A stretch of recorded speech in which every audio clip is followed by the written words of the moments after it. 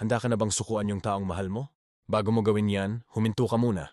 Dahil baka hindi ang relasyon ang problema, baka meron ka lang kailangang maintindihan. At ngayong video na to, sasabihin ko sa iyo ang powerful life lessons na pwedeng bumago ng pananaw mo bago ka magdesisyon na talikuran siya. Kadalasan, kapag napagod tayo sa isang relasyon, automatic ang isip natin, ayoko na, hindi na worth it, suko na ako. Pero tanungin natin ang sarili. Totoo bang hindi na siya worth it? O baka pinapakinggan lang natin yung bugso ng emosyon sa init ng sitwasyon? Ilang beses na ba tayong nakakita ng magkasintahan na naghiwalay? Tapos after ilang buwan, nagsisisi kasi na-realize nila yung value ng isa't isa? Ang problema ay hindi lang yung away nyo. Ang problema ay minsan mali ang paraan ng pagtingin natin sa relasyon. Kasi ganito, akala natin ang relasyon ay parang cellphone. Pag nasira, palitan. Pero sa totoo, ang relasyon ay parang halaman. Kailangan alagaan, diligan, bigyan ng araw, at unawain kung bakit natutuyo. Kaya bago mo siya sukuan, kailangan mong malaman itong mga life lessons na minsan hindi tinuturo ng kahit sino sa atin. Isipin mo to, nag-away kayo, nagsigawan, hindi kayo nagkaintindihan. At bigla mong naisip, ayoko na. Hindi ko na kaya. Pero paano kung susukuan mo siya ngayon, ikaw din pala ang magdadala ng pagsisisi habang buhay? Ilang beses na ba tayong nakarinig ng kwento na ganito? Lalaki iniwan ng girlfriend dahil feeling niya toxic. Pero after ilang taon, na-realize niyang wala nang iba na kasing genuine magmahal sa kanya. Babae, sumuko sa lalaki kasi akala niya walang direksyon sa buhay. Pero nung nawala siya, dun nagbago yung lalaki at naging successful. Mag-asawa, muntik nang maghiwalay, pero nung pinili nilang ayusin, mas naging matibay sila kaysa dati. Ang sakit, diba? Ang regret ay parang sugat na hindi basta-basta naghihilom. Kaya bago ka sumuko, kailangan mong maintindihan na minsan hindi siya ang kalaban. Hindi rin ikaw. Ang kalaban ay yung hindi nyo pagkakaintindihan, yung pride, at yung hindi pag-alam sa tunay na ibig sabihin ng pagmamahal. Number 1, ang pagmamahal ay hindi laging feelings, kundi commitment. Ang feelings nagbabago araw-araw. Minsan kilig, minsan inis, minsan cold. Pero ang commitment, yun ang nagtatali sa inyo kahit mahirap na. Kung ang pagmamahal nyo ay nakabase lang sa feelings, madaling sumuko. Pero kung nakabase sa commitment, kahit mahirap, pipiliin mo pa rin. Tanong, yung nararamdaman mong, ayoko na ba, feelings lang? Kasi baka bukas, iba na naman ang maramdaman mo. Number 2, hindi lahat ng away dapat katapusan. Ang away ay hindi sign ng kahinaan ng relasyon. Sa totoo, ang away ay sign na may growth na kailangan mangyari. Kung walang away, baka wala ring totoong connection, dahil ibig sabihin wala ring pakialam. Ang mahalaga, paano nyo inaayos ang away, hindi gaano kadalas kayong mag-away. Kung susukuan mo siya dahil lang sa isang matinding argument, isipin mo, ilang taon ba kayong nag-invest sa isa't isa? Worth it bang ibasura lahat ng yon sa isang gabi ng galit? Number 3, love is about understanding, not changing each other.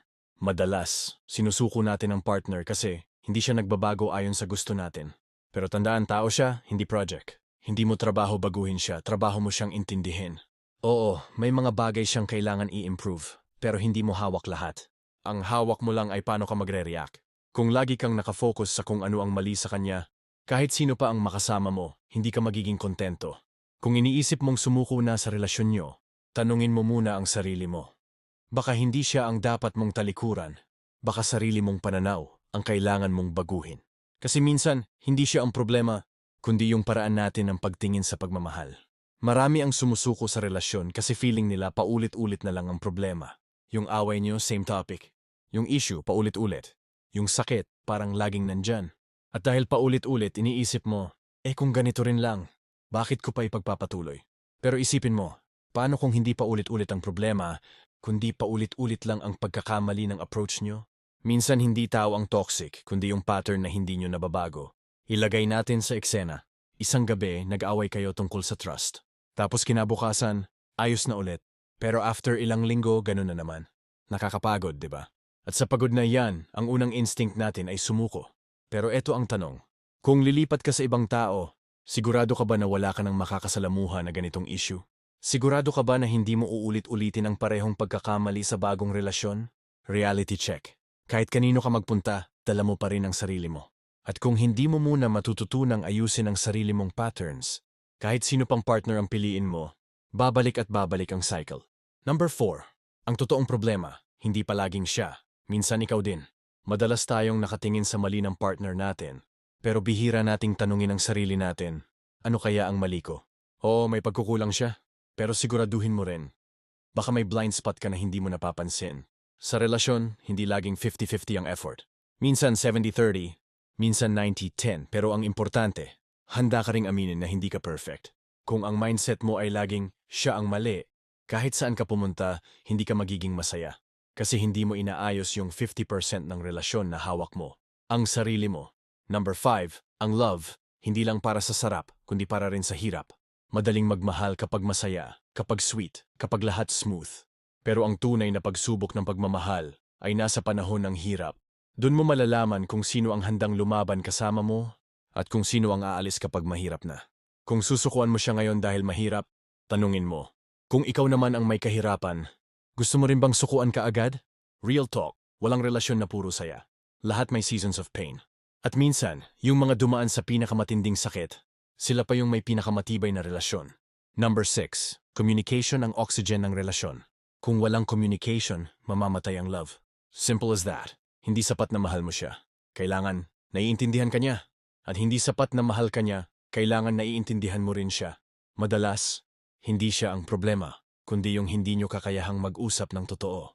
Ang tanong, bago mo siya sukuan, nasubukan mo na bang makipag-usap sa kanya ng buong puso?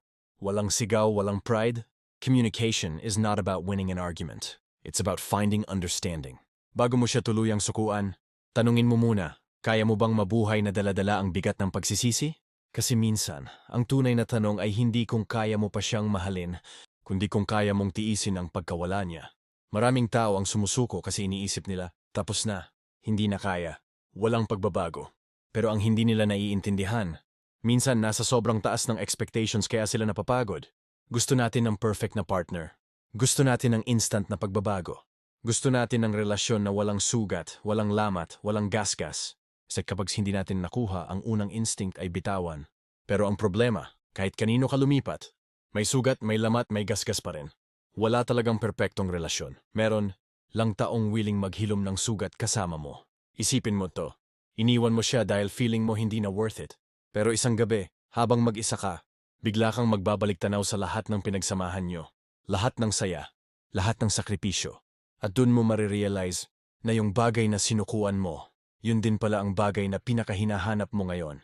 Masakit, diba? Kasi minsan hindi naman kulang yung pagmamahal. Kulang lang yung pasensya. At ang kapalit ng kakulangan ng pasensya ay habang buhay na panghihinayang.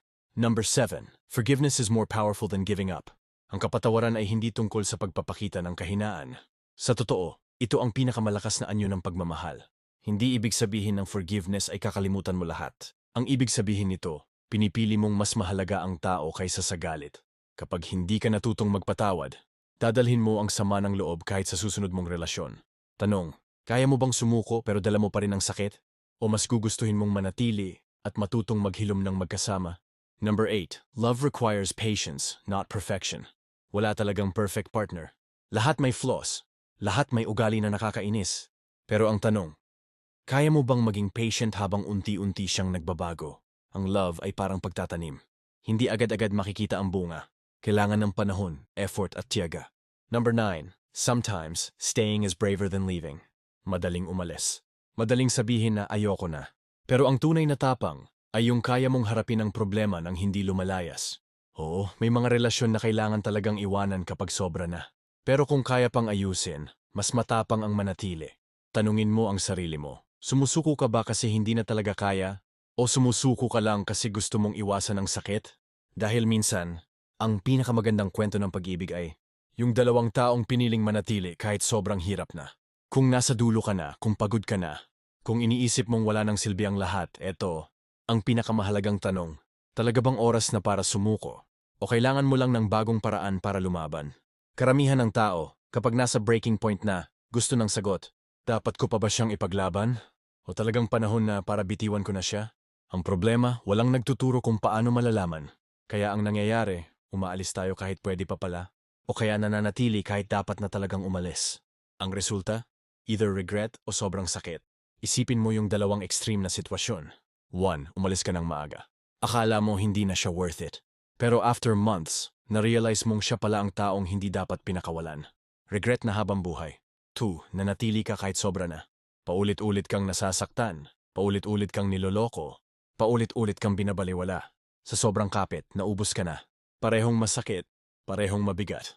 Kaya kailangan mong malaman kung paano malalaman ang linya sa pagitan ng paglaban at pagsuko. Number 10. Know the difference between struggles that build versus struggles that destroy.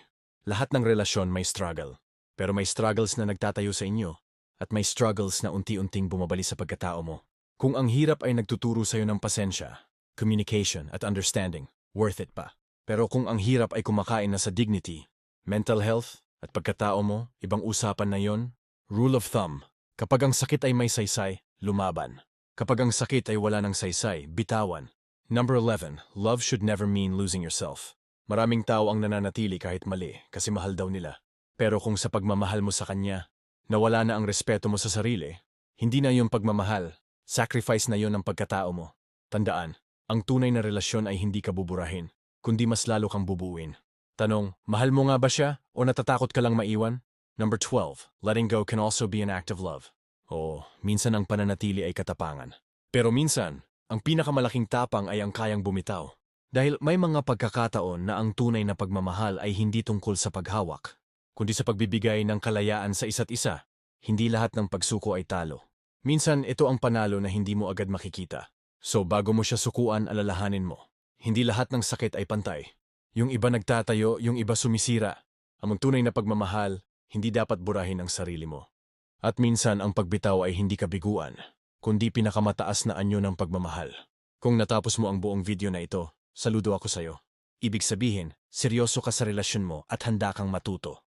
Kaya ngayon, ikaw na ang magpapasya. Lalaban pa ba o bibitaw na? At kung may kakilala kang nasa parehong sitwasyon, i-share mo ang buong series na to sa kanya. Baka ito ang makapagligtas hindi lang ng relasyon niya, kundi pati ng sarili niyang puso.